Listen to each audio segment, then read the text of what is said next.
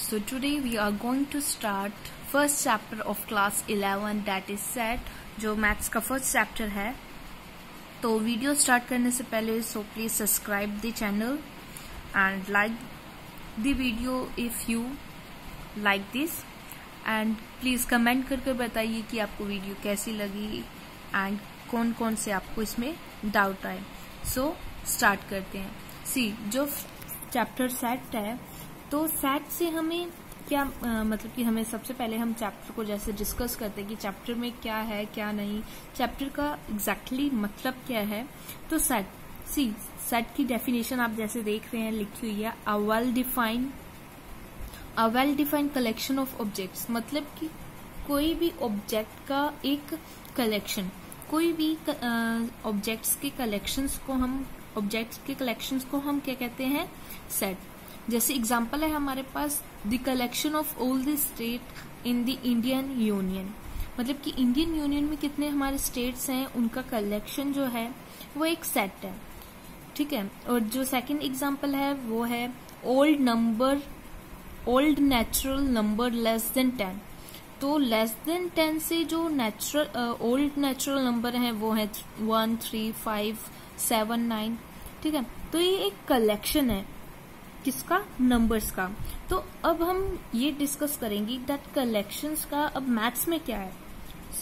जैसे भी हम ओल्ड नेचुरल नंबर के बारे में डिस्कस कर रहे हैं, तो ये नंबर्स के कलेक्शंस हैं, ठीक है। तो इसी में हम फर्दर पढ़ते हैं कि कैसे कैसे कलेक्शंस हम नंबर्स का कलेक्शंस कर सकते हैं और उनका कैसे यूज करते हैं। तो सबसे पहले हम टाइप्स देखते हैं कि सेट के कौन से टाइप्स हैं। ये इस वीडियो में सिर्फ मैं इंट्रोडक्शन दूंगी, मतलब इसमें हम सिर्फ टाइप ऑफ सेट के बारे में डिस्कस करेंगे और कुछ सिंबल्स हैं जो इम्पोर्टेंट होते हैं। मैथ्स में हमें कंफ्यूजन होती है सिंबल्स से, तो हम उन्हीं को क्लियर करेंगे, ठीक है। तो स्टार्ट करते हैं। जो पहला टाइप है that is empty set. Empty set मतलब कि एक खाली सेट जिसमें कुछ भी ना हो, ठीक है।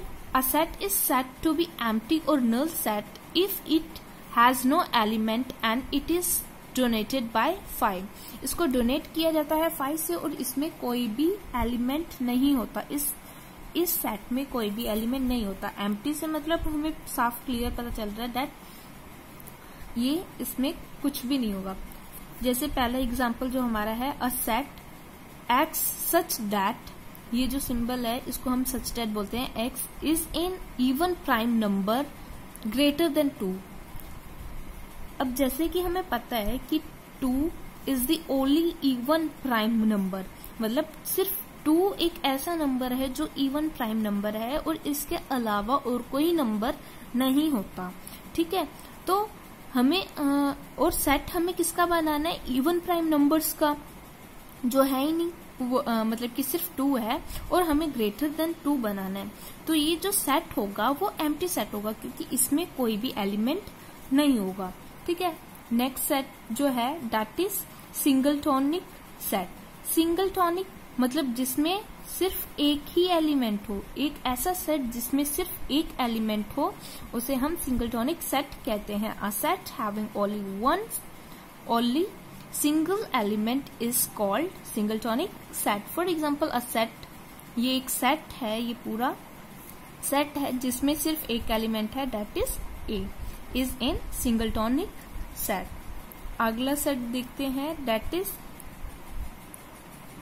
finite set। finite मतलब कि जिनको हम काउंट कर सके, जो हम जिनको काउंट कर सके, जो अनडिफाइंड ना हो, जिसे हम डिफाइन कर सके, ठीक है।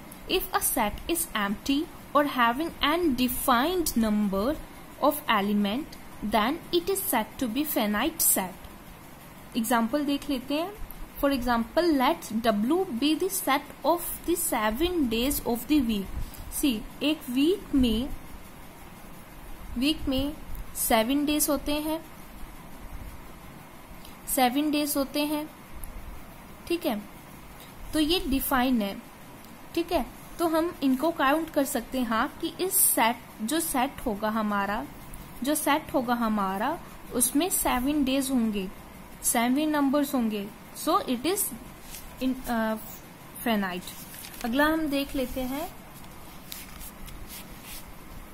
This is infinite set. See finite हमने देखा था जिसमें हम डिफाइन कर सकें, और इसमें हम डिफाइन नहीं कर सकेंगे। A set which is not finite or whose element cannot be listed is called infinite set. For example, the set of old natural numbers 1 2 3, see in numbers का कोई end नहीं है, ये infinite number होंगे जिसे हम काउंट नहीं कर सकते और ना ही लिस्ट डाउन कर सकते हैं। समझ रहे? तो अगला जो सेट है that is equal set. Equal set जो होते हैं, इक्वल सेट मतलब कि दोनों इक्वल होंगे। Two set are set to be equal if they have exactly the same element. दो सेट जो होंगे वो इक्वल तभी होंगे अगर उनमें जो एलिमेंट है वो भी सेम हो। ठीक है, अगर हम एग्जाम्पल देख लेते हैं, जैसे एग्जाम्पल देख लेते हैं, अगर हमारे पास ए एक सेट है, इसमें नंबर्स हैं 1 2 3 4, ठीक है, और हमारे पास बी एक सेट है, उसमें भी हमारे पास नंबर है 1 2 3 4, ठीक है, तो ये दोनों इक्वल सेट होंगे। ठीक है, अगला जो है दैट इज सबसेट। सबसेट मतलब एक सेट का सबसेट। ठीक है, a set A is said to be a subset of a set B if each element of A is also an element of B। मतलब जो B है वो subset है A का। क्यों?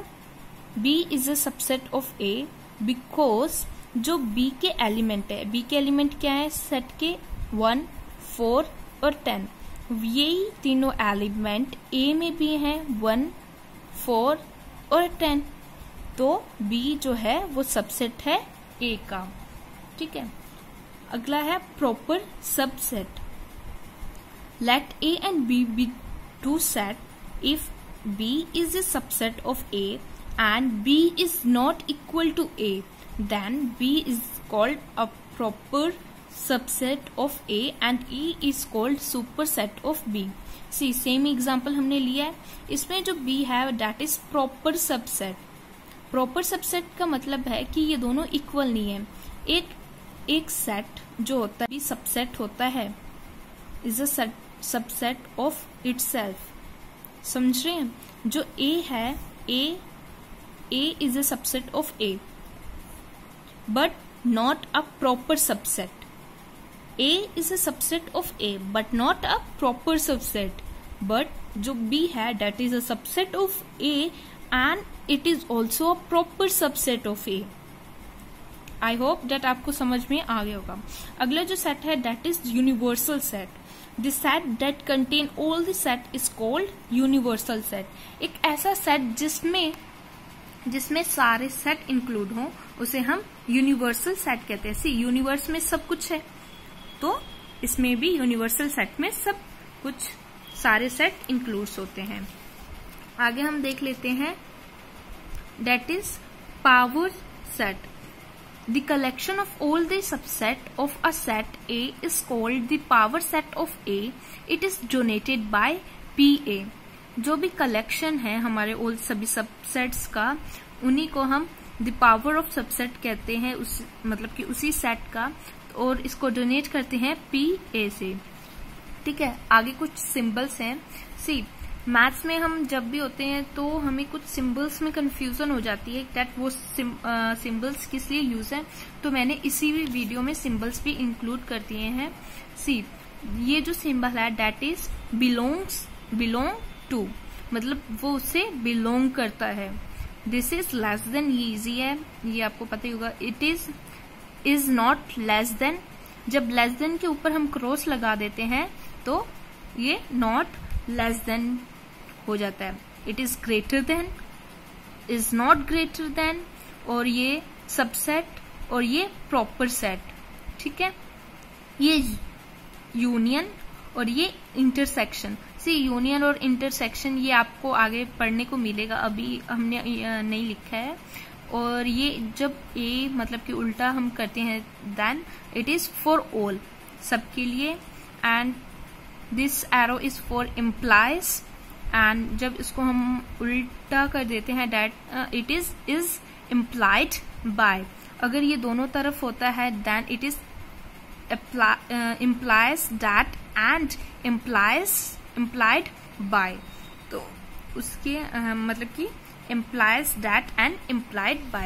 सी आगे कुछ और भी सिंबल्स हैं, जैसे हम सेट के हमने set of numbers with symbols, जो भी हमारे सेट मतलब कि नंबर्स के सेट्स होते हैं तो उन्हें भी मतलब कि सिंबल से डोनेट करा। जैसे एन, जो एन है it is the set of natural numbers, जो एन है that is set of natural numbers. And W is the set of whole numbers.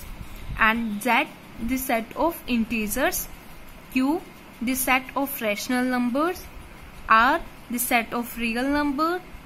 Z इस पर पॉजिटिव का साइन होगा then it is set of positive integers. ठीक है, अगर z की यहाँ पॉजिटिव की जगह, ठीक है, z मतलब अगर ऊपर पॉजिटिव है then the set of positive integer. अगर यहाँ पर निगेटिव होगा then it is a negative integers होंगे। ठीक है, q पॉजिटिव ऊपर साइन है then the set of positive rational number. r ऊपर पॉजिटिव है then the set of real positive real number. And अगर c है तो c that जो सेट है that is a set of complex number. I hope that आप सबको ये क्लियर हो गया होगा। मैं वीडियो थोड़ी छोटी बनाती हूँ सो दैट इजिली हम उनको सीख सके चीजों को। Thank you. और आगे की जो वीडियो है उसमें हम डिस्कस करेंगे दैट सेट्स हैं हम उनको कैसे रिप्रेजेंट करते हैं और कुछ क्वेश्चंस करेंगे।